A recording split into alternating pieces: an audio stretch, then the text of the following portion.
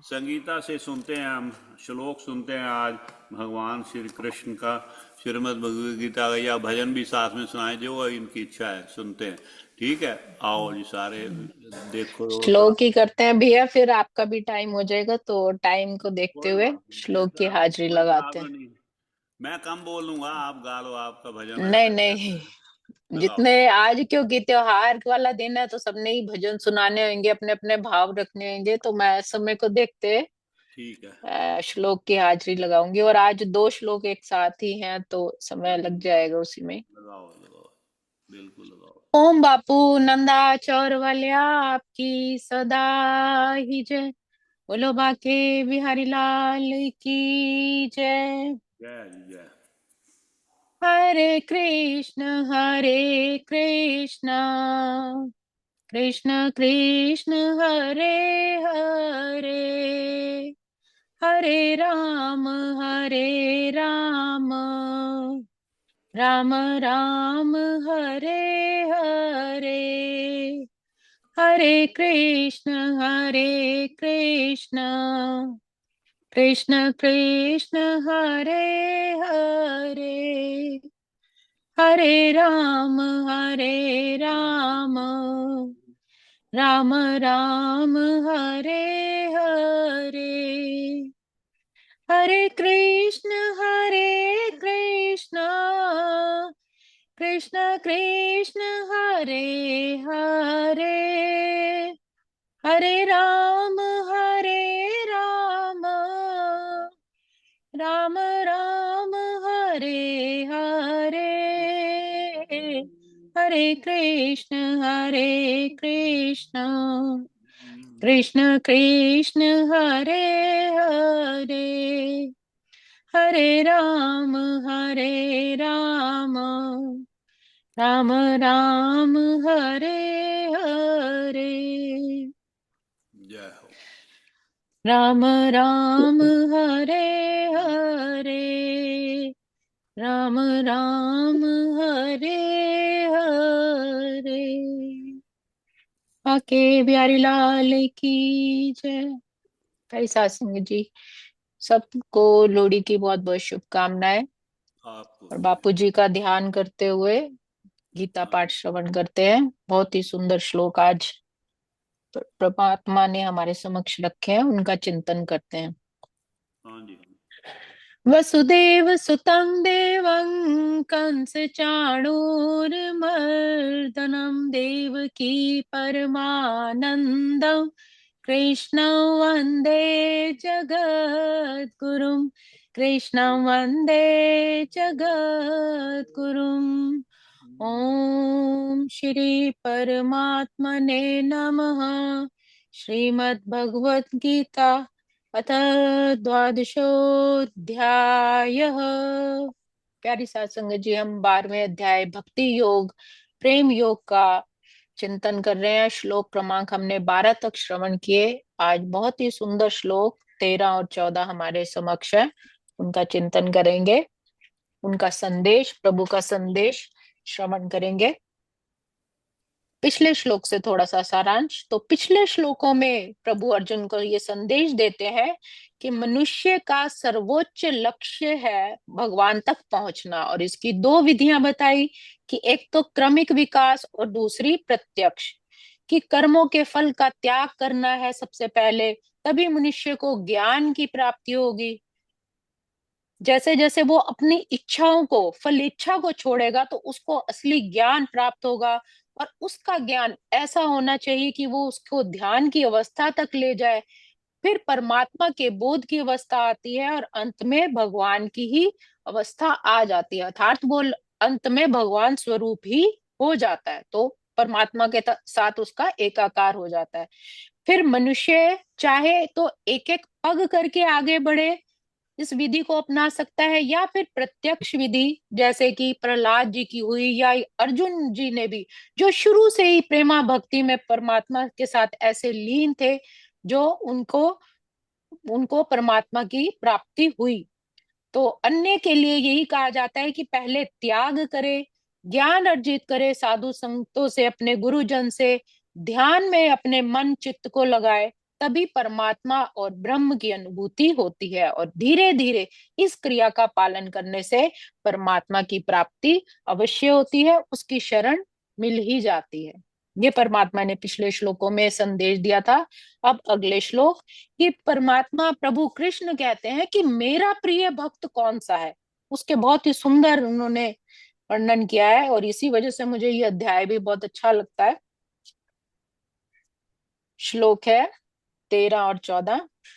द्वेष्टा सर्वभूतानां मैत्र करुण एव च निर्ममो निरहंकार समदुःख सुख अक्षमी संतुष्ट सततं योगी यतात्मा दृढ़ निश्चय मयि अर्पित मनो बुद्धिर्यो मद्भक्तः स मे प्रियः।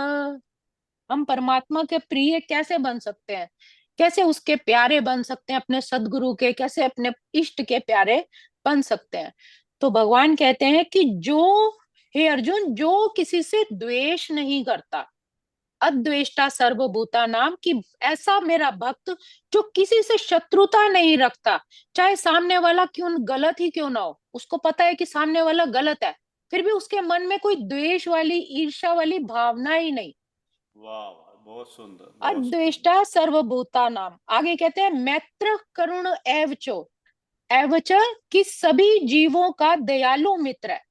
किसी से भी हिंसा करना, मारपीट, चाहे वो छोटा जीव हो या कोई भी व्यक्ति हो, मारना पीटना, किसी से भी उसकी शत्रुता नहीं, एक दया वाला भाव, मित्रता वाला सबसे, चाहे वो कोई जड़ है, चेतन है, कोई जीव है, मनुष्य है, मित्रवत व्यवहार करता है, और दूसरे के दुख को अपना दुख मानता है, कि मेरे अगर मन वचन कर्म से इसको दुख हो रहा है तो मैं ये कर्म ही ना करूं, ऐसा मन में भाव, दयालु मित्र। जो अपने को स्वामी नहीं मानता, कि मैं ही सब कुछ करता धरता हूं, मैं ही, मेरे ही अंडर कंट्रोल में रहे सब चीजें, अपने आप को स्वामी नहीं मानता, जो कुछ भी मिला, जो कुछ भी उसने इस सृष्टि में पाया, कोई संबंध, घर परिवार, धन संपदा, मान प्रतिष्ठा, ये सब परमात्मा की कृपा से मिली है, मैं ही स्वामी नहीं हूं, और मिथ्या अहंकार से मुक्त है, मैं का जो रट नहीं लगाता, अत्यधिक आसक्ति नहीं है, ना तो किसी वस्तु से, ना अपने संबंधों से, हम्म। निर्मम, मतलब अपने शरीर का भी उसको मोह नहीं है, स्वामित्व की भावना से रहित है, अहंकार से रहित है। हम कह तो देते हैं मेरा पुत्र, मेरे पति या मेरी पत्नी, मेरे बच्चे, मेरा घर, मेरी संपदा, मेरा मान, मेरा ये, मेरा वो, मेरा मेरा मैं कहते हैं, लेकिन ये नहीं सोचते कि मैं किसका, मेरा तो सब कुछ है, मैं किसका, तो मैं परमात्मा का, मैं तो प्रभु का हूं। तो प्रभु का होने से वो कभी हमें ठुकराता नहीं, और जो जितने भी संसार के संबंध है वो तो हमें अवश्य ही नश्वर है, वो कभी ना कभी नष्ट होंगे ही। तो एक जो, जैसे चाचा जी भी बोलते हैं, शाश्वत, जो शाश्वत प्रेम है वो केवल और केवल परमात्मा से है, और जो सांसारिक है वो अशाश्वत है, नश्वर है। आज हमारा प्रेम पिता से है, फिर हम बड़े होंगे तो वो जो संबंध है वो पति से हो जाता है, फिर हाँ, वो बच्चों हटके से। फिर बच्चों से मोह हो गया, फिर बच्चों से भी हटके बच्चों के बच्चों से मोह हो गया, तो हमारा भी तो प्रेम बदलता ही गया। सही और बात। बाद में ऐसी अवस्था आ गई कि जिनसे प्रेम था वो सब हमें छोड़ने कहाँ चले गए, शमशान घाट, और हमारी कोई अस्तित्व शमशान भी घाट याद नहीं उससे रखना पहले भी कई चाहते। छोड़ जाते हैं। वो पहले शमशान घाट की बजाय पहले वो जो क्या उसको बोलते हैं, अडल्ट होम, बुजुर्गों के होम है, वृद्ध आश्रम। अनाथ जी, वृद्ध आश्रम। आश्रम। वृद्ध आश्रम में छोड़ आते हैं जी, रोज के टीवी में मैं तो बड़ा तो कहीं भी छोड़ आएंगे, वो कहेंगे बस हमें नहीं याद भी वो कितना प्यार किया है आपने, या क्या वही है हमारे बात साथ है, रखा है, कि हमें नहीं जिनसे पता। हम मैं करके माय चिपकते गॉड। रहते हैं, आसक्ति रखते हैं, और वही लोग हमें फिर वहां तक छोड़ भी आते हैं, और हमारी कोई चीज, हमारी कोई याद भी रखना भी नहीं चाहते, कपड़े सामान सब छोड़ देते हैं।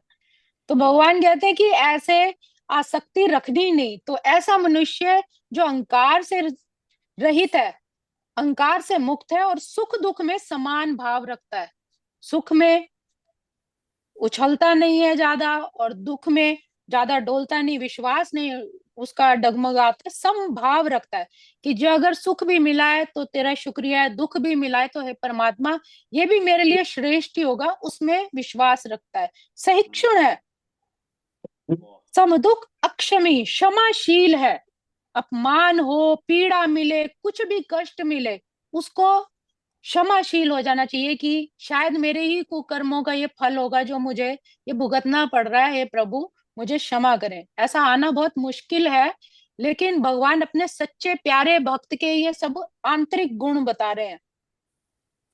आगे हाँ। कहते हैं सततम सतत योगी, कि आत्म संयम है, अपने मन वचन अपनी इच्छाओं पर, इंद्रियों पर उसका पूरा कंट्रोल है, तथा जो निश्चय के साथ, पूरे दृढ़ निश्चय के साथ मुझ में मन बुद्धि को स्थिर कर लेता है और भक्ति में लगा रहता है, ऐसा भक्त मुझे अत्यंत प्रिय है।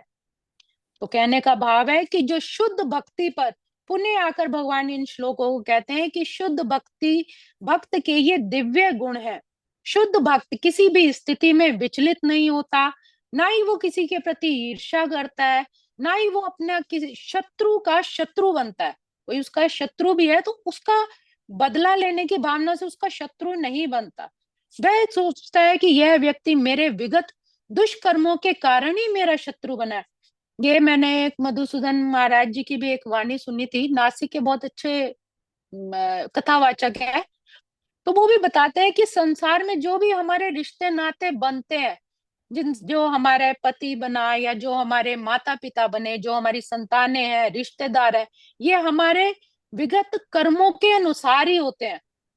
जहां तक हमारा जिनसे संबंध होता है, हम अपने माता पिता को अपने जन्म से ही जानते थे, उससे पहले नहीं हम जानते थे कि वो कौन है, कहाँ से आए। और ऐसे ही हम अपने पति को तब से जानते हैं जब से उनसे हमारा विवाह हुआ, या पत्नी को तभी से जानते हैं जब से विवाह हुआ, उससे पहले नहीं जानते थे। तो जिनसे हम पहले से जानते ही नहीं थे तो उससे संबंध भी हमारा क्षणिक ही होगा। लेकिन जो परमात्मा है उससे तो हमारा सदैव ही संबंध है। तो जो भी हमारे रिश्तेदारी लेन देन ही है, पिछले जन्मों के हमारे कुछ हिसाब किताब कर्मों के ऐसे होते हैं, तो वो हमारे रिश्ते बनते हैं और एक समय के साथ फिर जैसे हिसाब किताब हो जाता है फिर वो छूट भी जाते हैं। हाँ। तो ये व्यक्ति मेरे विगत दुष्कर्मों के कारण ही मेरा शत्रु बना है, इसलिए विरोध करने की अपेक्षा कष्ट सहना ही अच्छा है। उसके अगेंस्ट नहीं रहना चाहिए कि मेरा कुछ पिछला हिसाब किताब ही होगा जिसकी वजह से मुझे ये सुनना पड़ रहा है, मुझे पीड़ा हो रही है या मुझे अपमान सहना पड़ रहा है। जब भी कोई भक्त मुसीबत में पड़ता है तो वही सोचता है कि यह भगवान की मेरे ऊपर कृपा ही है। जो सच्चा भक्त है वो ये सोचता है कि जो मुझ पर मुसीबत आई है ये कृपा ही है उनकी, कि मुझे बड़े से बड़े कष्ट से बचा रहे हैं। मुझे अपने विगत दुष्कर्मों के अनुसार इससे कहीं अधिक दंड भोगना चाहिए। क्या पता मैंने कितना बड़ा पाप कर दिया हो कि उसका प्रायश्चित भी बहुत बड़ा हो, और परमात्मा ने इसको छोटे से दंड में बदल दिया। यह तो भगवत कृपा ही है कि मुझे मिलने वाला दंड पूरा नहीं मिल रहा, भगवत कृपा से थोड़ा ही मिल रहा है। और हम तो थोड़े से ही कष्ट में परेशान हो जाते हैं, हे बापू जी आपने ऐसा कर दिया, बापू जी आपने वैसा कर दिया, हे प्रभु आपने ये कर दिया। अरे हमारे अगर कर्मों की किताब खुलने लगे तो जाने कितने बड़े बड़े कष्ट सामने आ जाए, कितने बड़े बड़े पाप, कपट, कपट जो है, अभी भी तो हम कपट से भरे ही हुए हैं। दिन प्रतिदिन पता नहीं कैसे कपट छल कर बैठते हैं। तो उसके आगे तो भगवान जो अगर सजा भी देते हैं तो ये दंड बहुत छोटे हैं। अनेक कष्टपूर्ण परिस्थितियों में भी वह सदैव शांत और धीर बना रहता है। भक्त सदैव प्रत्येक प्राणी पर, यहाँ तक कि अपने शत्रु पर भी दयालु होता है। निर्मम अर्थात भक्त शारीरिक कष्टों की प्रधानता नहीं प्रदान करता, उसे शरीर के कुछ भी बीमारी, कुछ भी तकलीफ हो उससे मोह नहीं करता, क्योंकि वह अच्छी तरह जानता है कि वह भौतिक शरीर है ही नहीं। जैसे हम स्वामी प्रेमानंद महाराज जी को देखते हैं, या बड़े बड़े संत रामकृष्ण परमहंस हुए, जितने भी कष्ट हुए कभी उन्होंने अपने तप से, साधना से ये कोशिश नहीं की कि हमारे कष्ट हट जाएं और हम स्वस्थ हो जाएं। उन्होंने शरीर को नश्वर माना तो उसके लिए कुछ उपाय भी नहीं किया। उन्हें पता ही है कि ये शरीर तो नष्ट होना ही है। वह अपने को शरीर नहीं मानते, इसलिए यह मिथ्या अहंकार के बोझ से भी मुक्त हो जाते हैं। उन्हें अहंकार नहीं रहता अपने शरीर का, और सुख दुख में समभाव रखता है, वह सहिष्णु होता है, और भगवत कृपा से जो कुछ भी प्राप्त है उसी में संतुष्ट रहता है। पड़ोसी की गाड़ी बड़ी है, पड़ोसी ने मकान इतना अच्छा बना लिया, हमारा तो कुछ है ही नहीं, तो संतुष्टि का आई। हम अपने संत महापुरुषों के जब चेहरे पर देखते हैं तो एक असीम शांति, एक संतुष्टि देखते हैं। कभी भी उनके चेहरे पे हमें कोई ऐसा भाव नहीं दिखता, क्योंकि वो परमात्मा के रंग में रंगे हुए आत्म संतुष्ट है। तो हमें भी ऐसी ही संतुष्टि अपने मन में रखनी चाहिए कि जो मालिक ने दिया हमें उसमें संतुष्ट रहना चाहिए, उसकी कृपा मान के उसको स्वीकार करना चाहिए। वह ऐसी वस्तु को प्राप्त करने का प्रयास नहीं करता जो कठिनाई से मिले, इसलिए वह सदैव प्रसन्नचित्त रहता है। वह पूर्ण योगी होता है, क्योंकि वह अपने गुरु के आदेशों पर अटल रहता है, और चूंकि उसकी इंद्रियां वश में रहती है, लालच नहीं करता, लोभ नहीं करता, अतः वह दृढ़ निश्चय होता है। जो मेरे गुरु ने आज्ञा दे दी, जो मेरे सदगुरु ने कह दिया कि तेरे किस्मत में यही है, तुझे यही मिलेगा, तो उसी में ही संतुष्ट रहना है। ज्यादा उनसे जबरदस्ती उनको उसमें नहीं डालना, उन पर ज्यादा वो नहीं करना, उनकी कृपा में ही रहना है, उनके बहाने में ही रहना है। वह झूठे तर्कों से विचलित नहीं होता, क्योंकि कोई उसे भक्ति के दृढ़ संकल्प से हटा नहीं सकता। अगर आपको अपने सदगुरु के वचनों पर पूरा विश्वास है, तो आपको आपकी भक्ति के मार्ग से कोई भी डगमगा नहीं सकता, चाहे आसपास वाले आपको कितना ही भटकाने की कोशिश क्यों ना करें।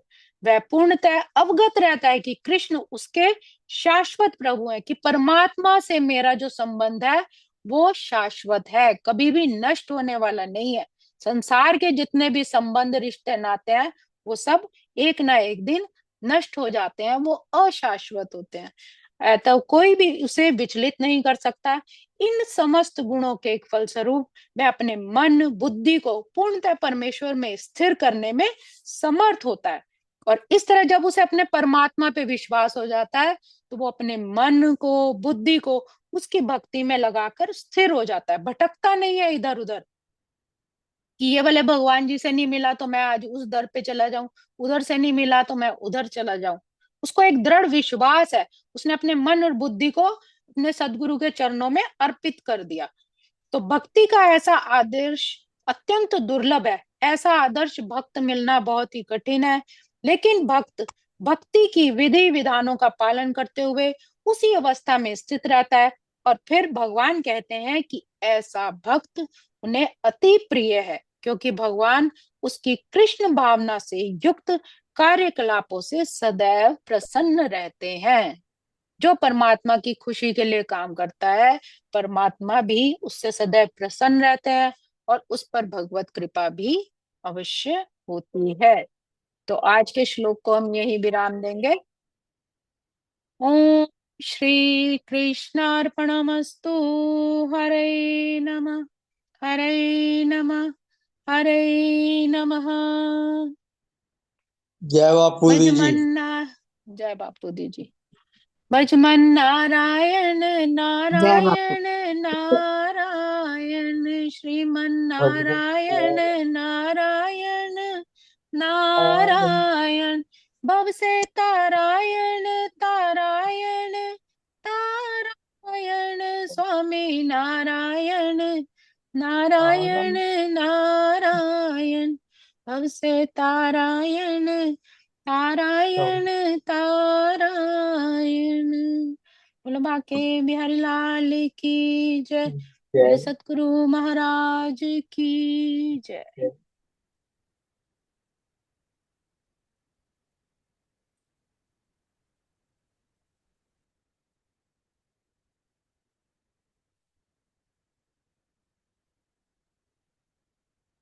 भाई साहब म्यूट है। म्यूट है भैया आपका। संगीता जी, बहुत सुंदर। कहने का बहुत बहुत धन्यवाद है आपका संगीता, हमेशा की तरह भाई। आप इतने प्रेम से सुनाती हो, भगवान कृष्ण का संदेश पहुंचाती हो, जो कृष्ण भगवान ने अर्जुन को दिए संदेश वो हमें पहुंचाती हो। ये बहुत बड़ी बात है हमारे लिए, बड़ी खुशकिस्मती की बात है सबके लिए, है ना। तो इसलिए आपको बधाई है। भाई आप साहब जय ईश्वर बापू जी। के एक तरह के आप मैसेंजर है। देखो, सोचने वाली बात है।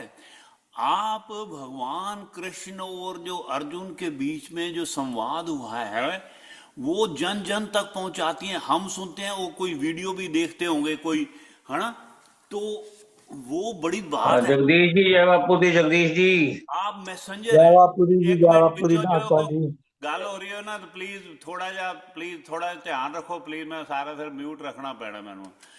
अच्छा, ये बड़ी बात आप क्या कहते हो? ये कोई छोटी बात नहीं है। सारी संगत जी आप बताओ, जब मैं आपसे अब पूछता हूं, आप सुदेश मासी तुसी दसो, चांद दीदी कितनी बड़ी गल है जगदीश जी कि ये संगीता जी हमें वो वाला एक मैसेंजर बन के भी जो शब्द उन्होंने अर्जुन को कहे ये हमें बता रहे हैं। अर्जुन को ये कहा उन्होंने, ये हमें बता रहे हैं। तो ये कितनी बड़ी ये हमारे लिए खुशकिस्मती की बात है हमारी, है ना? क्यों डॉक्टर साहिबा?